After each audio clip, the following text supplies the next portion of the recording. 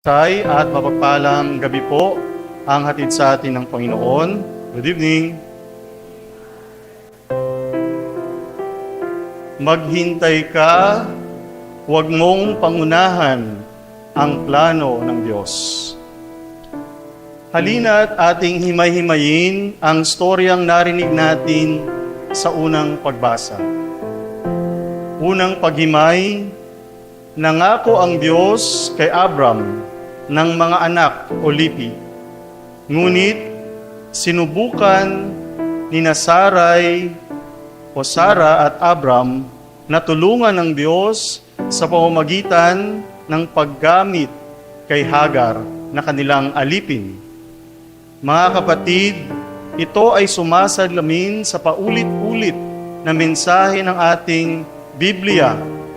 Kapag ang mga tao ang kumuha ng mga bagay-bagay at ito'y kanilang ginawa ayon sa sarili nilang desisyon o sarili nilang mga kamay sa halip na magtiwala sa Diyos, madalas po ang nagiging resulta ay kaguluhan, pagkalito o alitan.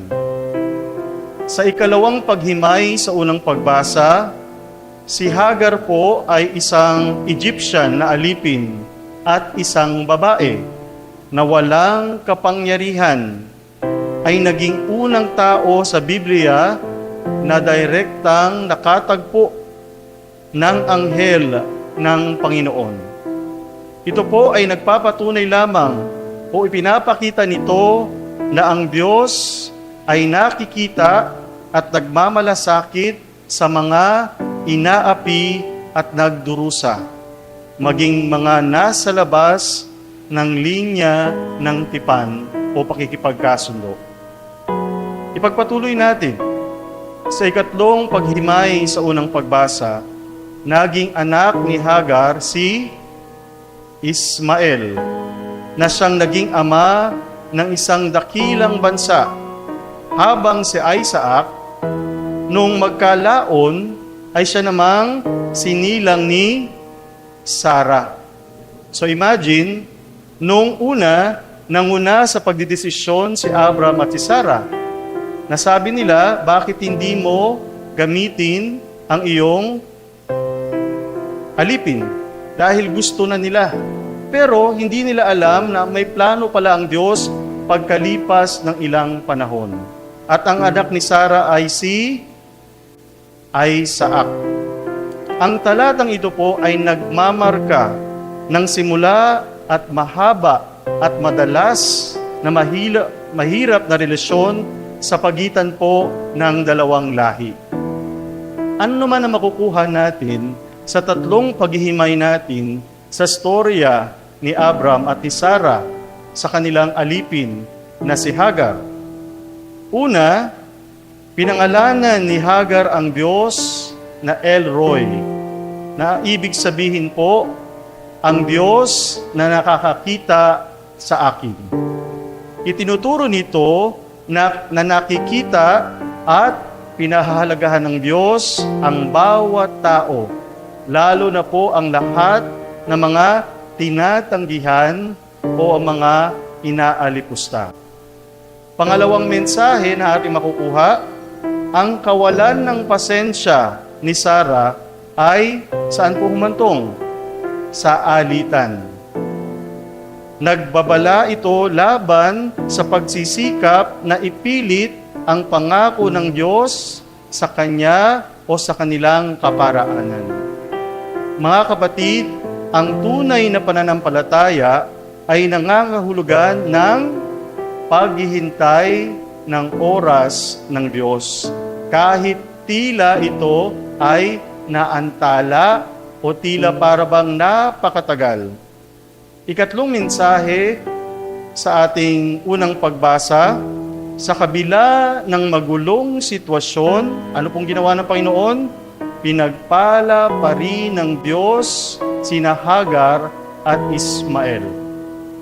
Ipinakikita nito na ang Diyos ay maaaring magdulot ng kabutihan kahit na may mga maling desisyon ang tao. Uulitin ko po, ipinapakita na ang Diyos ay maaaring magdulot ng kabutihan kahit sa mga maling desisyon ng tao. He will save us. Ang ikaapat, ang tunggaling pagitan ni Hagar at Sara ay naglalarawan ng mga salungat na mga hinaharap, simula ng pangmatagalang alitan. Dahil anong nangyari? Just because para sa benefit ni Abram at ni Sarah, anong ginawa nila? Sila ay ng api.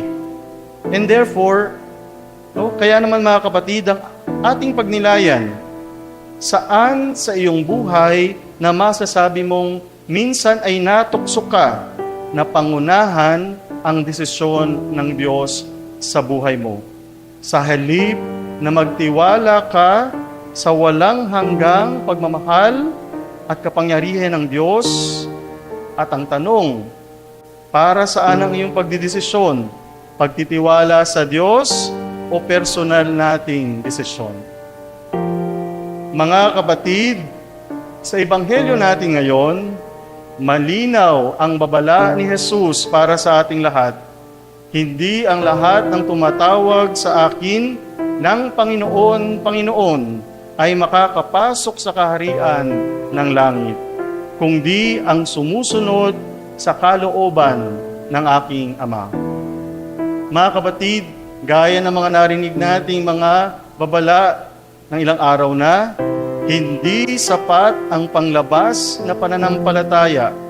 Ang tunay na Kristiyano ay iyong nagtitiwala at sumusunod sa plano ng Diyos, hindi sa sariling gusto. Amen? Sa pagdiriwang natin ng kabanal-banalang puso ni Jesus o sa ikatlong araw ng ating Triduum, espesyal na misa, pinaalalahanan tayo na ang puso ni Kristo ang bukal ng wagas sa pag-ibig at plano ng Diyos para sa atin. Marami tayong pangarap at inaasahan sa buhay. Ngunit kung hindi ito ang nakaugat sa puso ni Jesus, madali tayong mabibigo. Madali tayong mapuprostrate. Hindi po ba? Ang taong nagtitiwala sa sariling plano ay parang bahay sa buhangin, guguho sa unos. Pero ang nagtitiwala sa puso ni Jesus at sumusunod sa kalooban ng Diyos ay parang bahay na matibay na nakatayo sa bato. Hindi matitinag kahit anong bagyo ng problema. Mga kapatid, tuwing tayo'y nagdadalawang isip, nagdidesisyon, sa tuwing parang hindi naayon sa ating gusto ang takbo ng buhay, ano pong dapat magandang gawin? Lumapit tayo sa puso ni Jesus.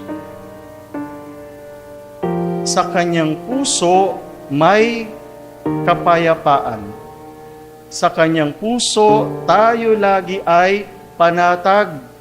Sa kanyang puso at plano may tunay na tagumpay. Hindi po ba? Kaya naman po, isama natin sa ating pang-araw-araw na pagninilay at pananalangin. Kaya araw-araw nating dasal sa Diyos, Jesus, ako'y nagtitiwala sa iyo. Sundin nawa, hindi ang aking kalooban, kundi ang iyong puso at ang iyong plano para sa akin. Amen.